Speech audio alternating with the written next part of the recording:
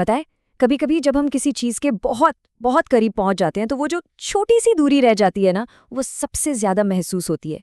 आज की कहानी बस कुछ ऐसी ही है। एक लगभग परफेक्ट कोशिश की कहानी जिसमें उम्मीद भी है और एक मीठी सी कसक भी।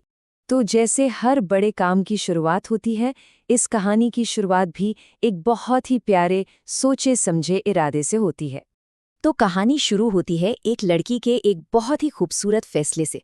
उसने सोचा कि वो अपने अब तक जीते हुए सारे मेडल्स को एक फ्रेम में सजाएगी। क्यों? अपने पापा को एक प्यारा सा सरप्राइज देने के लिए।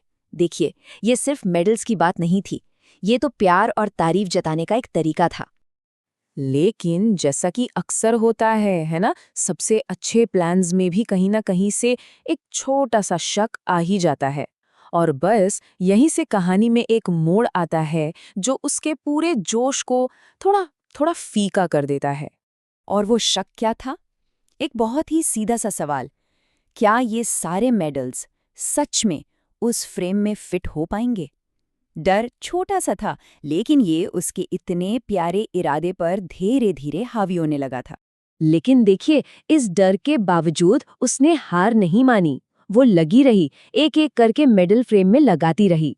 और ये बात उसकी लगन को दिखाती है कि मन में शक तो है, पर काम रुका नहीं।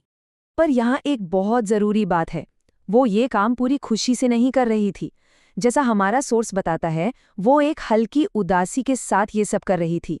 मतलब बाहर से तो वो काम में लगी थी, लेकिन अंदर ही अंदर उसे निराशा का एहसास होने लगा था। और अब हम उस पल पर आते हैं जहां सब कुछ तय होना था। इतनी मेहनत और इतनी उम्मीद के बाद सच का सामना करने का वक्त आ गया था।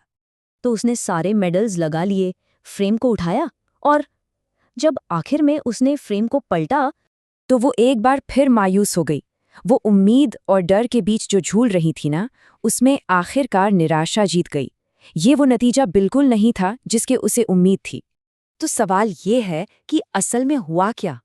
वो निराश क्यों थी? चलिए अब अगले हिस्से में चलते हैं और समझते हैं कि ये कहानी कैसे एक अधूरी जीत का एक क्लासिक केस बन जाती है। और यहीं पर कहानी का असल विरोधाभास, जो पैराडॉक्स है, वो सामने आता है।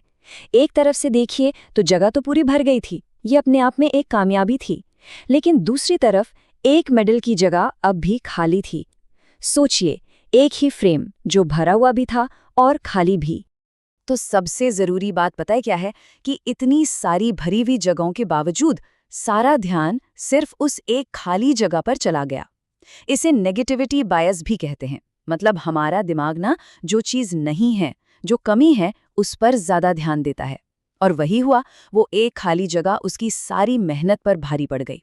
और ये बात हमें एक बड़े सवाल पर लाके खड़ा कर देती है। देखिए, इस लड़की की कहानी सिर्फ मेडल्स और एक फ्रेम की नहीं है। ये उस एहसास की कहानी है जिसे हम सब ने कभी न कभी महसूस किया है। तो चलिए इसी विचार के साथ इसे खत्म करते हैं कि आखिर क्यों सफलता भी कभी कभी अधूरी सी लगती है। हमारे दिमाग की ऐसी क्या बनावट है जो हमें पूरे भरे हुए फ्रेम के बजाय सिर्फ उस एक खाली जगह को देखने पर मजबूर करती है?